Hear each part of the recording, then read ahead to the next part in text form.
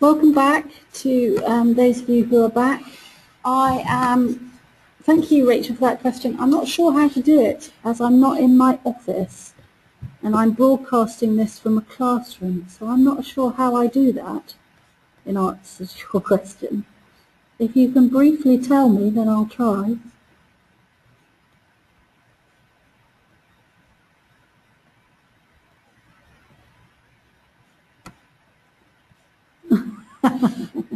Okay, I'll try and ask for, I know, so have I, but I've clicked all my buttons and I'm not sure which one that is. So I will try and I'll read out the questions that are coming in, and that way hopefully we'll make it a little bit more interactive.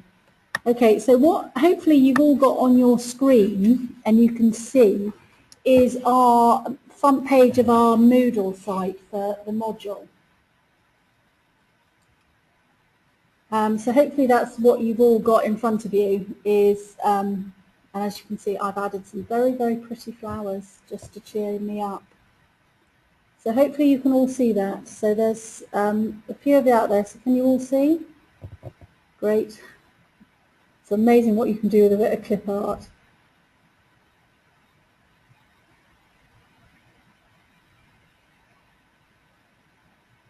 Belinda, I'm not sure what your question is. Have you got the front page of the DLE, the Moodle page, showing as part of this broadcast?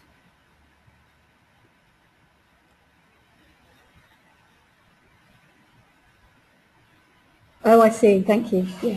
Cheering us up with pretty flowers.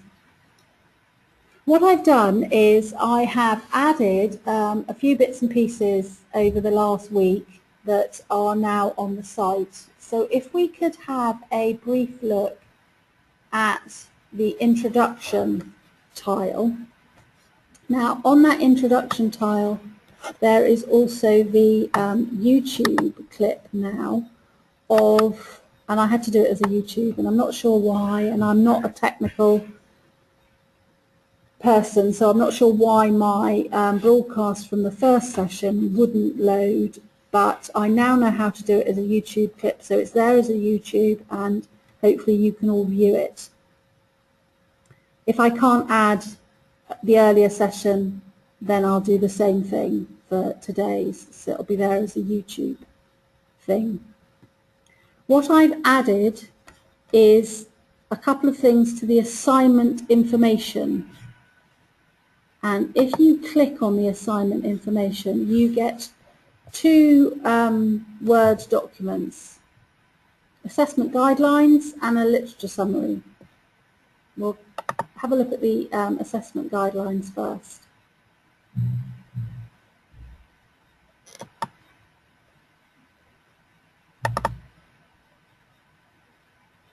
Oh, it's downloaded it and we'll open it. So what you will have, hopefully, in front of you is a Word document which breaks down the critical view of the literature. So can I just make sure that that's what you can all see? You've all found, or I'm showing you the critical review of the literature.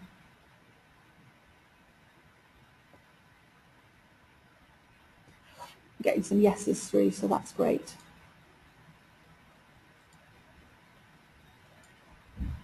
All I've simply done is broken down the assignment into discrete sections.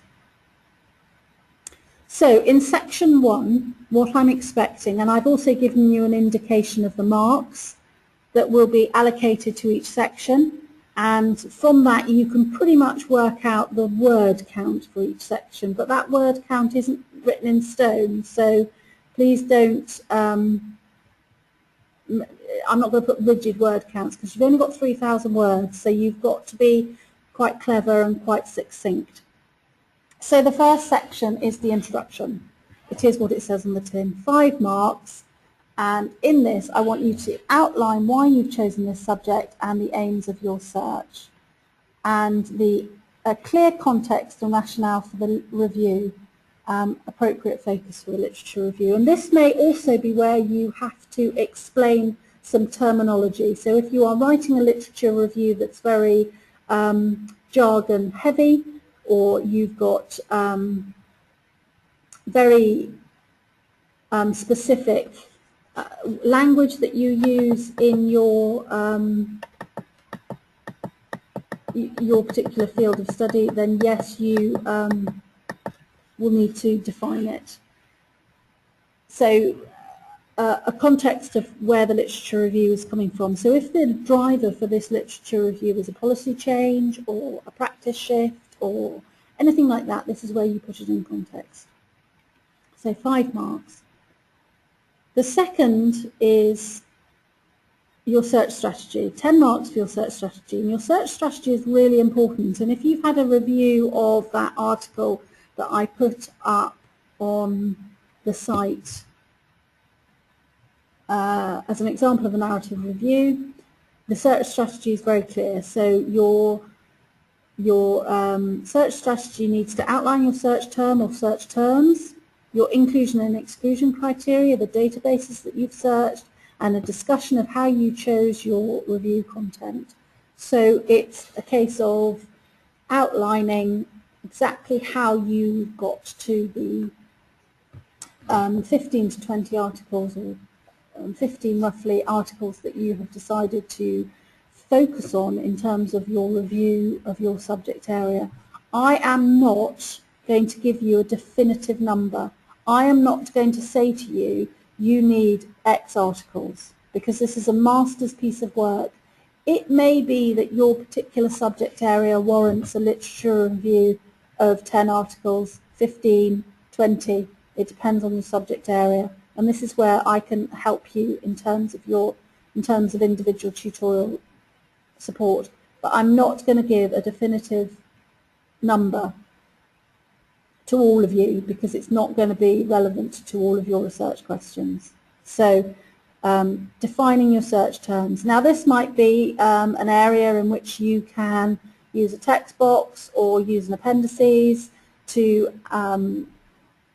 list your words if that's what you want to do. So there's some strategies by which you can save your words, as it were, in this section. So you've got 2 discrete sections so far. You'll notice that the next section is large. 60% of the marks are going to go on the critical review, and that's the next part. This is where the themes that you have brought out from the literature are explored. So you outline, critically analyse your research papers, concentrating on their strengths and weaknesses in the development of your narrative themes, a comprehensive analysis of the research methodology. And this is where, in terms of your analysis and your critique, you're going to be discussing and showing off, for want of a better word, your research knowledge. I want it to be absolutely clear to the person reading the review that you understand the research methodologies that have been undertaken in the studies that you've reviewed. So you need to be able to show off your research knowledge at this stage. Hopefully already you have read and analysed some of the research that you're going to use and that you've started reading. It's really important to start reading. And there may be studies that you think are very significant at the moment, but moving on, you don't think they're so significant. So it's a filtering process. So you're building a body of knowledge at the moment. So 60% of the marks on the critical review. Then we come to the next section, which has 15 marks, and that is recommendations and applications.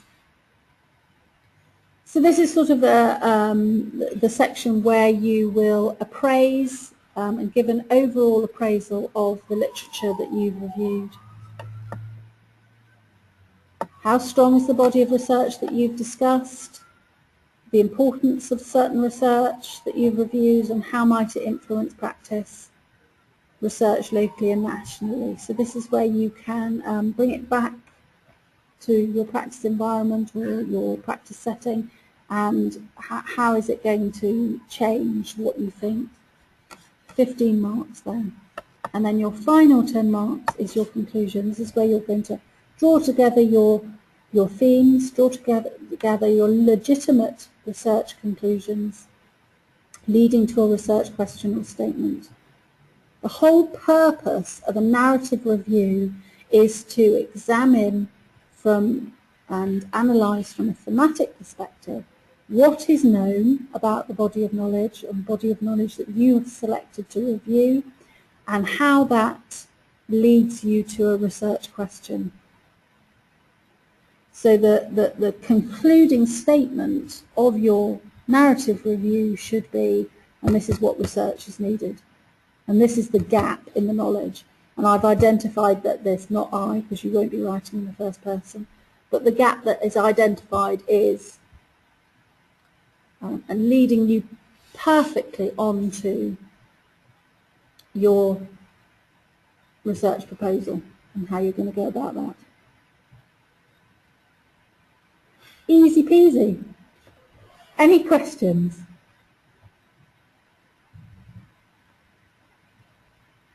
As you all run screaming from your computers.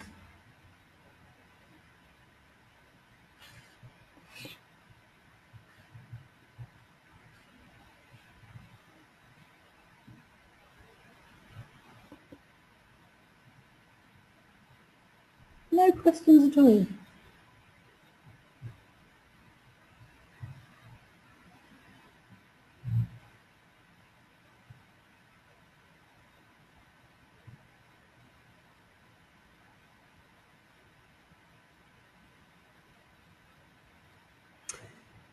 Yes, Josie, I will do a quick recap in a minute.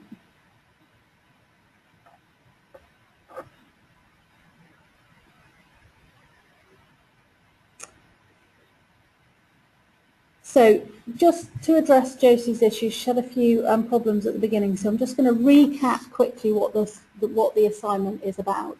So you've got a discrete introduction for 5 marks, which is where you outline your chosen subject and give rationale for your study. You then, for 10 marks, give an overview of your search strategy. So define your search terms, inclusion, exclusion criteria, databases, and this is where you map where you got your articles and how you got your articles. 60% of the marks then comes in the critical review. So your narrative review, the body of your assignment, is the 60%. So think about it as, you know, a good 2,000 words if your 3,000 word essay.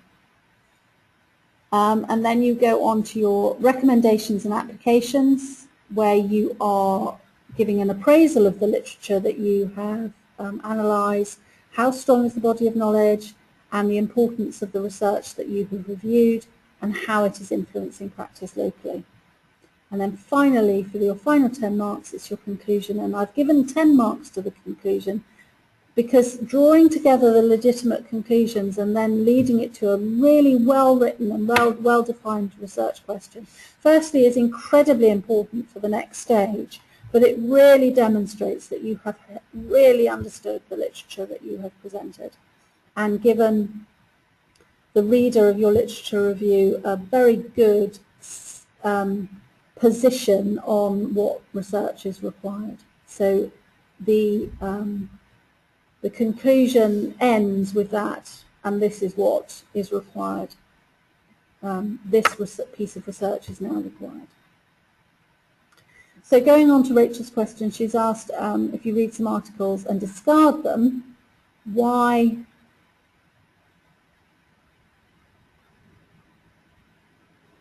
No, the dissertation is what you're going to do next year, Josie, not this year. So all these assignments, as I stated at the beginning, are not assignments for assignment's sake. This is putting together for your dissertation in the final part of your master's. So this, although it may need to be amended and adapted, will be your literature review. Your research proposal is what you can take to ethics, and then you go on to do the study that you're doing. So we're building together a proposal for next year's research. So the dissertation is not what you're doing in this module. So going back to Rachel's question, there will be an extensive filtering process of the articles that you read.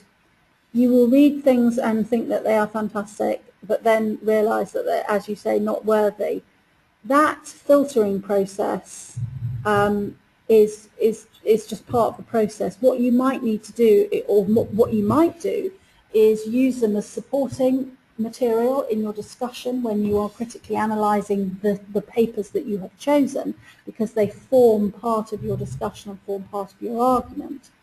But in your search strategy, which is section 2 and has 10 marks, I want to know why they have fallen out of favour, as it were, for want of a better phrase.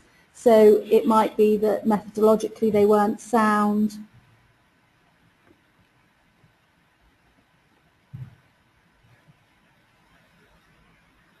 So methodologically they weren't sound, or their sample wasn't adequate, and you found an article that's better since, but you might refer back to it. So that sort of process is really important when discussing your literature review. And it is rather time consuming, but can be a really useful tool. So yes, Josie, the subject that you choose now is really important, because if you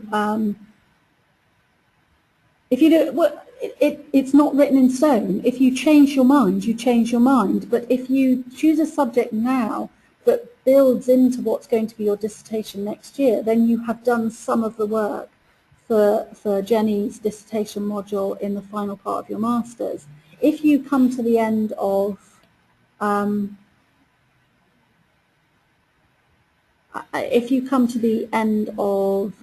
the next module or even the end of this one, and you think, no, this isn't the subject I want to spend the next year and a bit doing, then that's absolutely fine. It's not, they are completely standalone modules, and they are completely standalone assessments. But what Jenny and I did when we put together the module outcomes and the module assignments is that we tried to build a process that sets you up for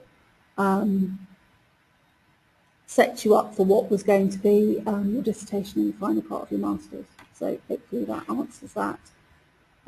Yes, of course, this recording will go up, Rebecca, when we finished from the beginning.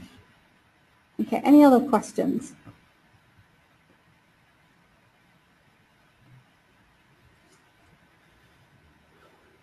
So to briefly recap, you've got a 3,000 word assignment to submit for this module, and it's got specific settings. It's got a very specific format to follow. And as I said, there's an example, and it's just a particularly good and well-written review from the Advanced Journal of Nursing that I have very naughtily, because I'm not meant to put actual articles on Moodle, put on Moodle for you, so that you've got an example of a narrative review there for you to look at. So that's a breakdown of the assignment in its different sections, and it gives you an indication, as I said at the beginning, of the marks that will be given to each particular section, and therefore the onus in terms of word count. So you're looking at 5 marks for your introduction, so you're not looking at any more than sort of 150 words. Your search strategy, 10 marks. This is where you've got to be quite succinct, and so a text box or an outline of search terms in the appendixes can be a useful way of not using up too many words, but I don't want to see pages and pages of your search strategy. So a well-written and succinct paragraph. 60% of the marks to the critical review, so that's 60% of the content, so you're upwards of 2,000 words, which is not a lot. 2,000 words on a critical review is not a lot of words, so you're going to have to be writing well. So, and then 15% of the marks to recommendations and an overview of and an appraisal of the literature. So again, an extended paragraph of 200-ish words. and then a conclusion. 10 marks for the conclusion, because the conclusion is, so the conclusion is really important at setting the scene and developing the research question.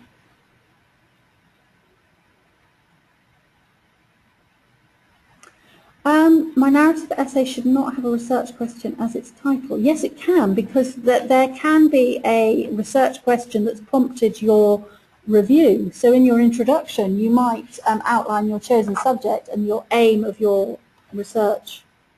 There may be an overarching research aim, but it won't necessarily, and it probably won't at this point, be a well-structured research question.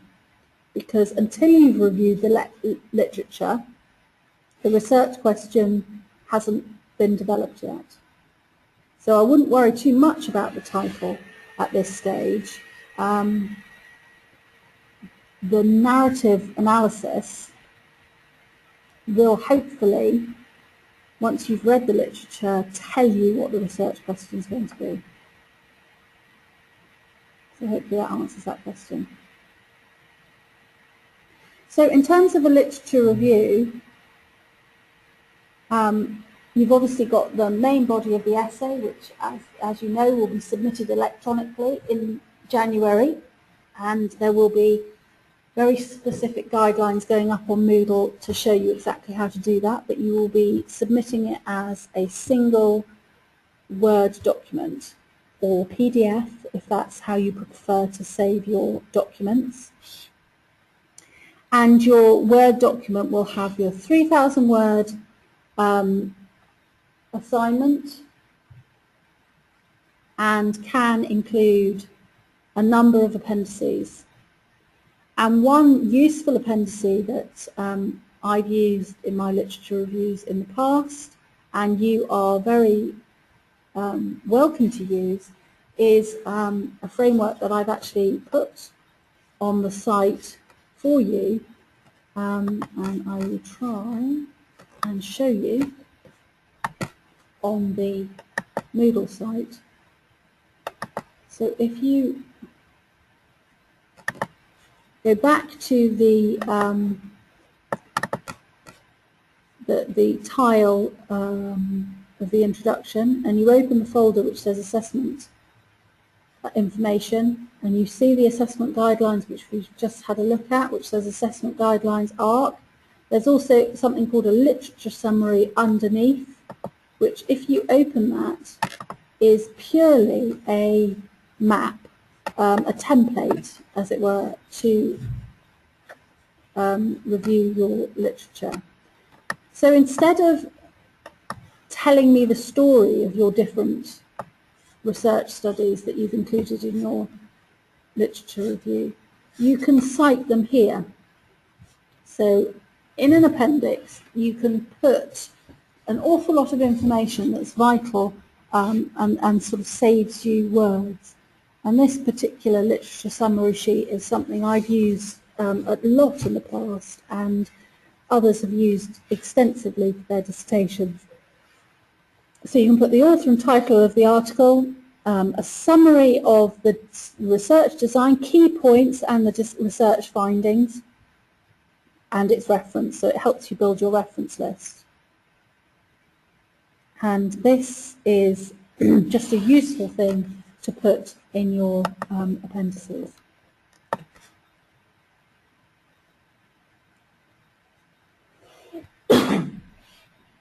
I have, to answer your question, Rebecca, these are the ones that you have read and not used, and the ones that you have, the ones that you're using. So what I've done in the past is, as I've read articles, I've added to this literature summary. And then in the appendix of my literature review, what I've done is put used articles and discarded articles. And yes, all appendices are excluded from the word count. So this is not your 3,000 words. This is the supplementary material. And it allows you to put the information regarding the articles in a format that isn't going to influence your word count. So you can have two appendices. Appendix 1, which will be an outline of your search terms. Appendix 2 is summary, literature summary of included articles, and Appendix 3 could be literature summary of discarded articles. And on that, to answer, going back to your question, Rachel, you can put in italics, for example, a comment. This was excluded because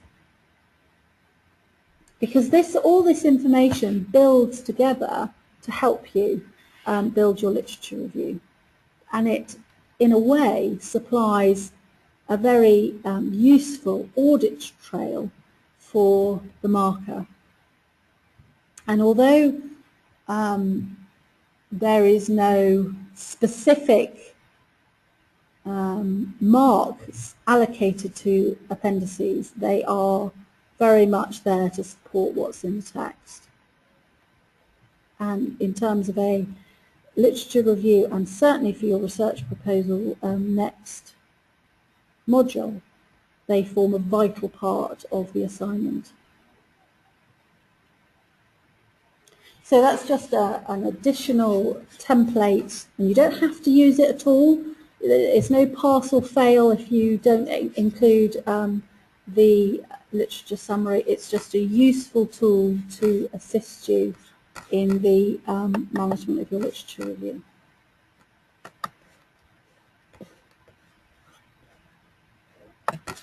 So, going back to the home page, so just to show you again, if you go to the introduction, onto the daisies, and it's all in assignment information. So if you click on assignment information, those two pieces of information that we've been discussing are there and present on that section of the Moodle site. Any questions?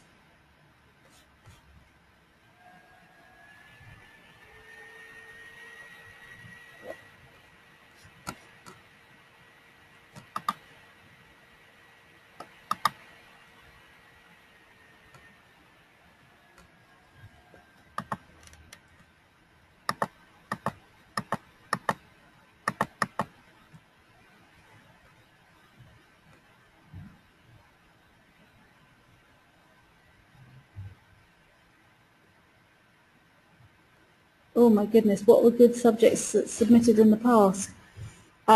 Firstly, this is a new module, so in terms of past assignments for this specific module, there aren't any, but good subjects that have been covered in the past are unbelievably broad, because they're very much involved in, influenced by the people who were on the programs. So we've had the quality of bedside handovers from the perspective of the ward manager. We've had, I mean, the list is endless. I wouldn't be able to, they're just huge number of subjects that have been covered in the past. How do you see appendix in the text? I'm not sure what you mean.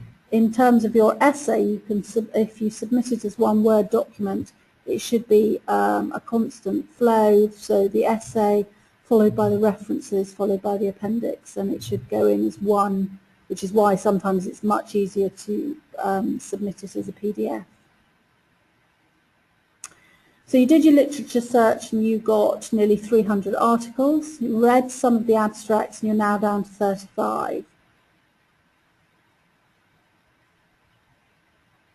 As you read through those 35, you might find that some can be discarded and some will form part of your critical review.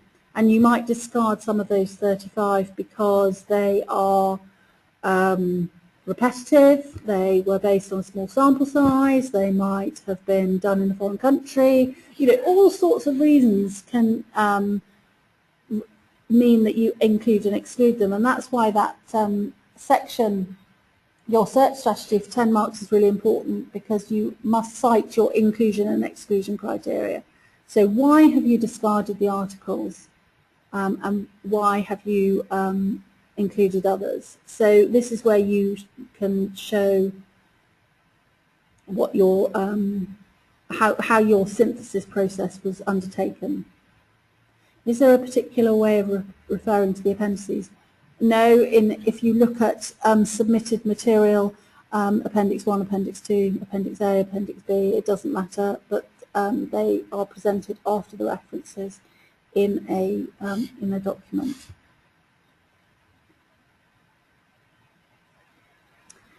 Is there a danger of including those articles which support your research biases?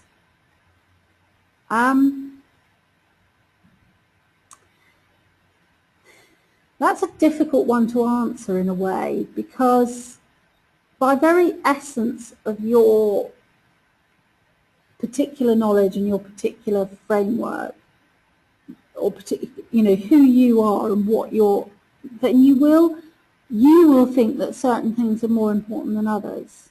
But as long as you set the scene correctly and you sort of fess up to what you're looking for and why in your introduction, then your biases are not a problem, they're just something that there is, if that answers your question. So why is it that one article is worthy of inclusion and not? You have to decide that, and therefore your own personal knowledge and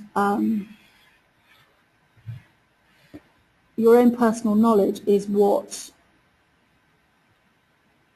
influences that inclusion and exclusion, and there's nothing wrong with that as long as you state it clearly.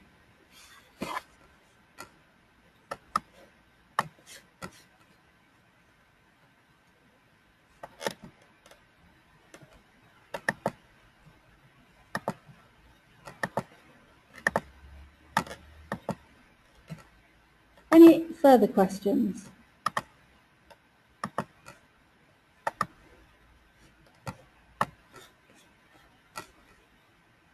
So hopefully, by way of quite a short presentation, we've just highlighted exactly what you need to do for your piece of work. Now, if we look briefly at the critical appraisal tool section, I'm sure that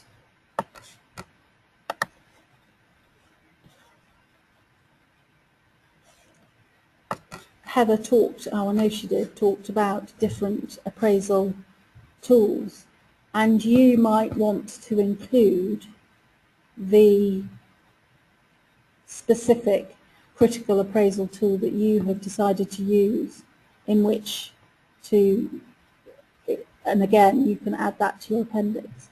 There are hundreds of critical appraisal tools out there. There are ones that are very quantitative in nature, ones that are very qualitative in nature.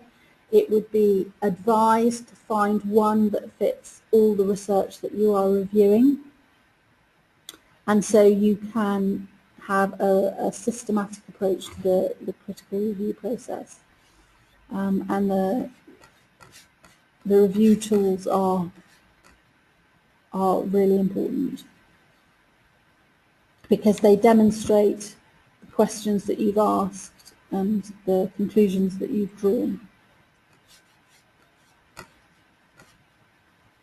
So that was in, oh, I've gone back too far, so I apologise.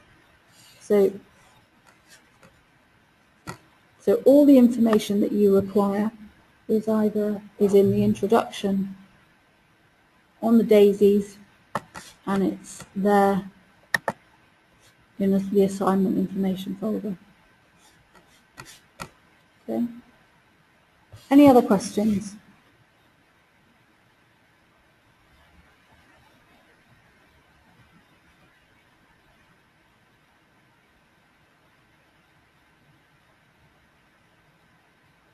Okay, so just to conclude, you've got more in-depth critical review information. You've got the discrete sections of your assignment and what needs to be included. So some clear guidelines. Hopefully that gives your assignment a little bit more structure and gives you a bit more information on exactly what you need to write. And you've got some useful tools to help you with the presentation of the literature. No, you don't need to justify your choice of appraisal tool. You just need to state which one you've used, unless you wish to make a statement, but all the valid and reliable assessment tools that are published are much of a muchness, really. So whichever one you've chosen to use, it needs to be a published and reliable, valid appraisal tool, but I don't mind which one you use. I'm not going to tell you. I want you to use a specific one.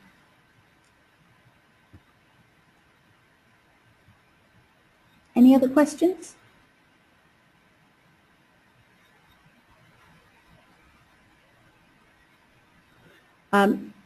Yes, I would suggest that you state the appraisal tool that you've used, and you can put that in your search strategy section in that particular paragraph. Certainly either in your introduction or in your search strategy paragraph, or and then you can actually include your appraisal tool in an appendix if you wish. You don't have to, but you can do. Sometimes it's useful for the reader to see the actual tool, but it's not essential. But state which one you've used at the beginning of your assignment, either in your review or in your introduction.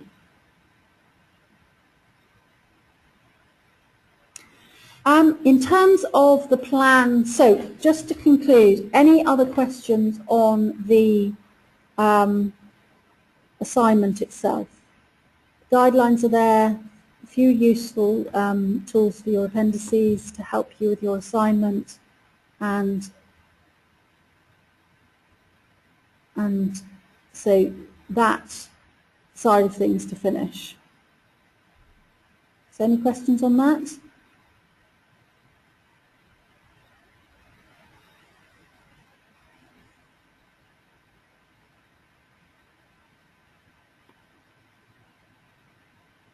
Okay, so to address some of the other questions that have come through, just to recap, next session, which is a fortnight, as it says on the module information, all the sessions are Monday 1 till 4.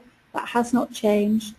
If timetabling are putting other stuff on the Moodle site, I am not able to delete it, but all sessions are 1 till 4, all via webinar.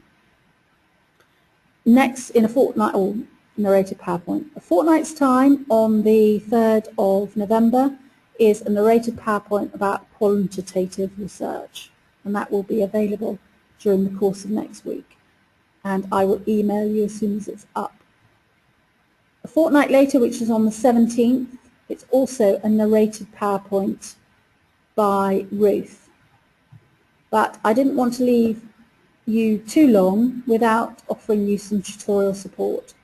So I will be available on the 17th, and I can either do a brief webinar, if that's what the group would like, or I can do one-to-one tutorials over the phone over the course of that afternoon. So if you want to email me a phone number and a particular time, then I'll try and speak to you all.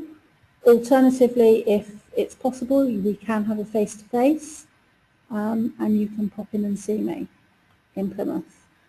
But on that 17th, even though there is a narrated PowerPoint, because it's going to be up and available at any time, I'm going to use some of the time on the 17th to be available for tutorial support. So hopefully that will be helpful. If you want to send me any questions via email, of course I'll respond. I will not be reading a draft of the whole essay, but I'm very happy to look at a page or the introduction or a plan of the assignment prior to submission. And we don't look at anything a week prior to submission, so a week before the 12th. So it would really, you'd really want it to come either the first week of January or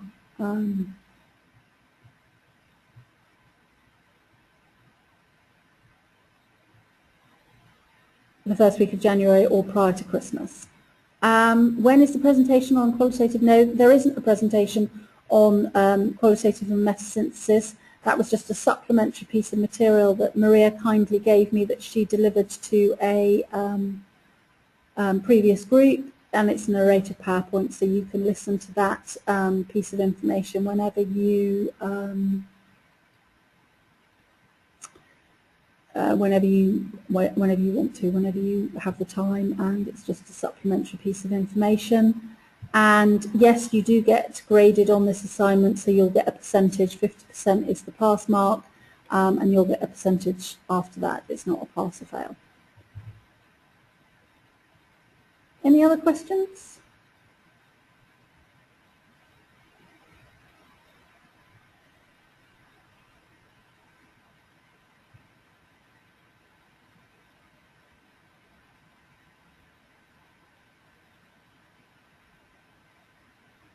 No, okay, well, thank you very much for your attention this afternoon, and hopefully in terms of qualitative research you're feeling a lot happier, and in terms of your assignment you're feeling a lot happier. And if there are any other questions or there's anything else you want to discuss, then don't hesitate to send me an email. Otherwise, thank you for your attention, and I will speak to you soon. Okay, goodbye.